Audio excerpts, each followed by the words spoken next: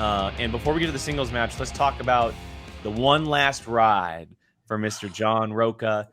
John Rocha is playing his final Schmoedown match ever, and he'll be taking on his former best friend, former teammate, former faction mate, and former rival, who is now considered his current rival, Mr. Dangerous Dan Murrell, in a match that does not count for points. It doesn't count towards the faction race at all. It is an old school 5-round classic match between the Outlaw and Dangerous Dan Murrell, who have an incredible amount of history. Brian, I'll go to you first on this one. This one should be interesting. It is.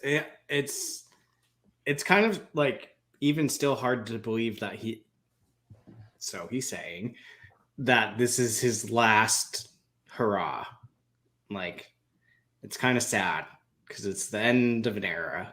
It's one of the pillars of the community. I mean, the shade. There's so much of it happening right now. Here I'm trying to be like polite and nice.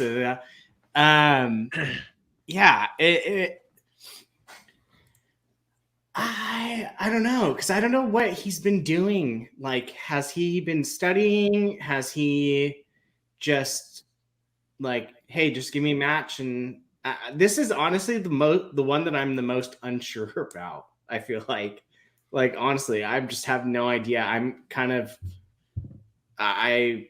don't have a preference really who wins. I just kind of want to see like some, I don't know if lighthearted, because Outlaw is not lighthearted. He's very ruthless.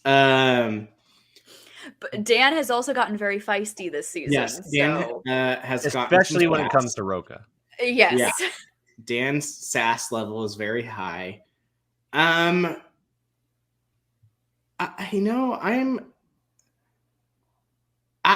really don't know on this one. Like, I mean, Dan's been doing good, but he's still the GOAT. Like, I mean, Rocha we just haven't seen in forever.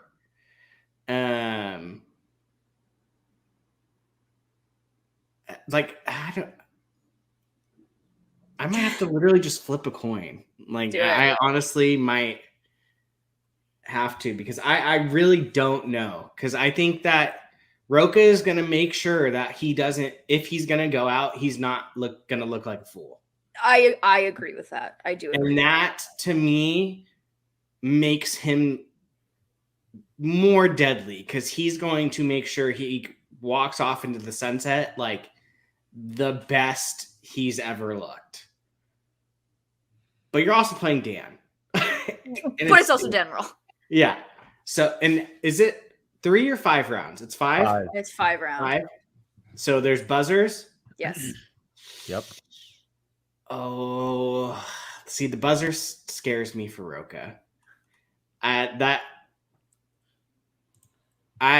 think. How are Rocha's reflexes? Has anyone checked? Oh. Sorry. I'm just here. No, I'm just here. I wish he would just like pop up on our StreamYard right now, but that's what I'm trying not to. But here's the thing: I'm trying not to say his name too many times, because if you say his name like 4 times, he just appears. That's usually what he does. Amazing if he just found his way into this stream. Hello. Oh, I really don't know. Well, I'll say this, Brandy. Apparently, I'm dead to you because I'm picking John Rocha. Oh, hi, Bibbs. Bibbs is in here. Hi, Bibbs. Hi, Bibbs. I'm picking Rocha. I think that this just could be a moment thing, but I don't think there's a match he's probably taken more serious. I think both of them probably, because it is. Yeah, they both want to destroy each other. Well, and it's his final match ever. Yeah. And he wants to make sure he goes out on the best terms possible, and I'm sure he'll think of that way if he plays the best game and he still loses. Like, he still has had a great final match, right? And we've seen it with plenty of people before in different sports when it comes to losing, and maybe it's their final shot. But I will also say that we have also seen Dan struggle lately. He has not been up to Dan Murrell's speed over the last couple of matches, both teams and singles. And again, Dan's been playing, Rocha has not been, so that could easily play into it.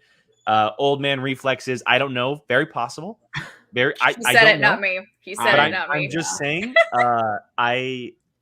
I think I'm gonna give the edge to Rocha. I think Rocha walks away with the victory in this one.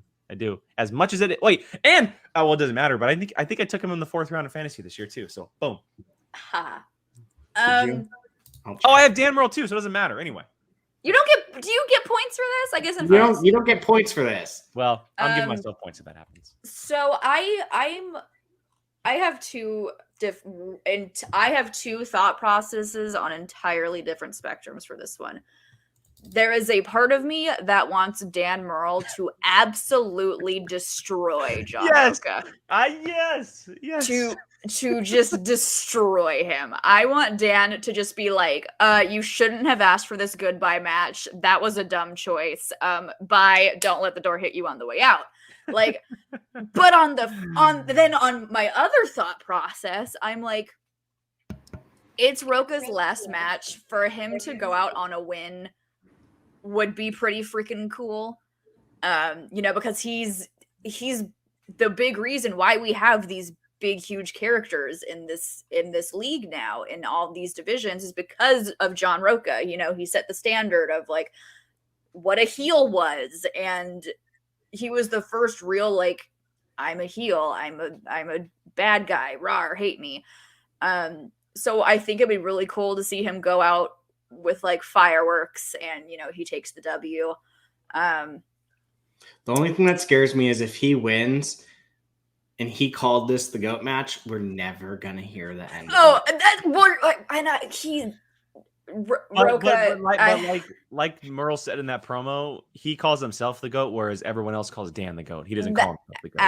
Accurate. Even if Rocha takes the win on this, I will not call him GOAT. I'm sure he'll still call himself the GOAT even if he loses. That's how Rocha is. And people will say that Dan hasn't been playing up to Dan Murrell standards this season. Here's my hot take on that. I think the way Dan is playing now is still better than how John Rocha has played. I'll say that. Love me or hate me for saying that. That's just my thoughts. So, but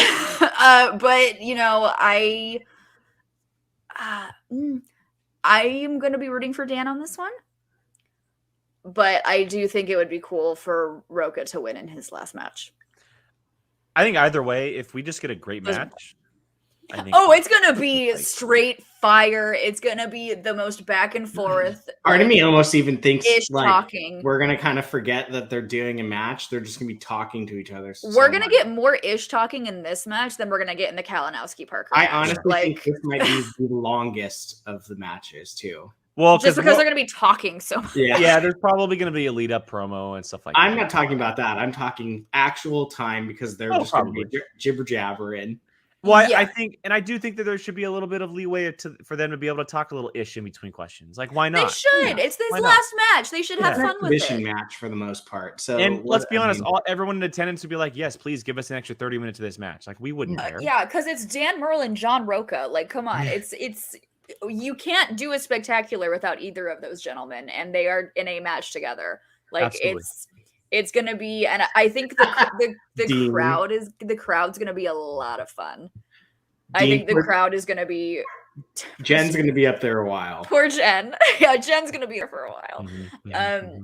I think the crowd's gonna be straight fire. It's gonna be. I think a lot of people are gonna lose their voices over this match because they're gonna be screaming for Dan, screaming for Rocha, screaming against Dan, screaming against Rocha. It's gonna be a fun one.